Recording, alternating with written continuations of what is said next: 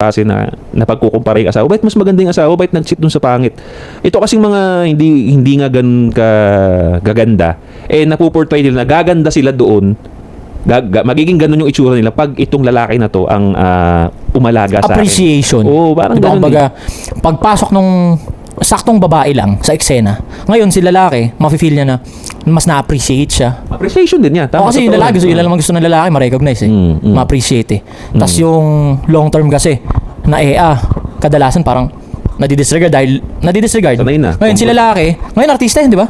Issue ngayon artista. Yung lalaki, pumatol dun sa mas tingap kasi yung tingap na yun siguro mas maalaga. nag-value niya. Mas sumusubo. Ganun. Yeah. Mas sumusubo. So, yun yung game. Yun yung game minsan nung mga nung mga umaaligid, yung gustong kumabit. Alam nila na pagka asawa na nga or girlfriend medyo tinatamad ng sumubo, ang game ng mga gustong kumabit talagang subo talaga lahat, pre. Ganun yung game nila. Gawk talaga, Gawk 3000. 3,000. Papakita talaga yung mga subong pang PGT.